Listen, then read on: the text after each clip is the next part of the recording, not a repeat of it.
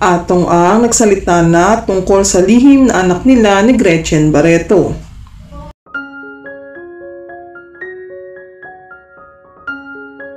Marami ngayon ang nagulat sa pagsisiwalat ni Gretchen sa naging bunga ng relasyon nila noon ni Atong Ang.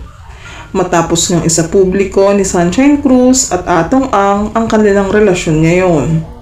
Tila nagulantang ang lahat ng ibulgar ni Gretchen ang naging bunga umano ng pagsasama nila noon ni Atong.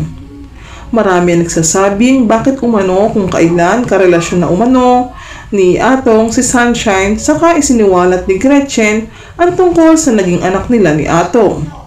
Ayon sa ilan, ito siguro ang paraan ni Gretchen para masira ang pangalan ni Atong at maging ang pagsasama nila ni Sunshine. Ayon sa source, hindi umano alam ni Sunshine ang tungkol sa naging anak ni Atong at Gretchen. Buong akala umano ni Sunshine hindi nagkaanak ang mga ito. Ngayon umanong isinapubliko na ito ni Gretchen, iniisip ng ilan na mukhang ito umano ang sisira sa pagsasama ni Atong at Sunshine. Samantala, matapos niyang isiwalat ito ni Gretchen sa media, ayon sa aming reliable source, dahil sa ginawang ito ni Gretchen, nagsalita na din umano si Atong patungkol sa lihim umanong anak nila ni Gretchen. Ayon kay Atong, totoo umano nagbunga ang pagsasama nila noon ni Gretchen. Nagkasundo umano sila noon ni Gretchen na huwag nang ipaalam sa publiko ang tungkol sa anak nila upang hindi na umano ito ma-expose sa media.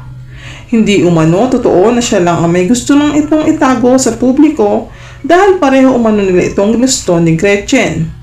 Kahit na umano hiwalay na sila ni Gretchen, patuloy umano niyang sinusustento ang anak nila.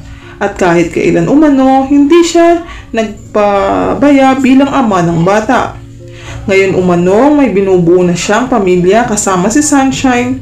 Napag-usapan na din umano nila ni Sunshine ang tungkol sa anak nila ni Gretchen. Inamin umano ito mismo ni Atong kay Sunshine bago pa man umano sila ikasal. Naintindihan umano ni Sunshine ang lahat, pati na din ang sustento ng pag-usapan nila ni Gretchen. Samantala, sa naging pag-amin ni Atong, marami nagsasabing mukhang ginagamit umano ni Gretchen ang bata para makuha niya ang muli ang loob ni Atong. Na ayon sa ilan ay malabo na umanong mangyari dahil kita umano nila kung gaano kamahal ni Atong si Sunshine. Tanging anak na lamang umano ni Atong kay Gretchen ang pinapahalagahan ni Atong. Hanga umano ang mga netizens sa pagiging loyal at honest na partner ni Atong kay Sunshine.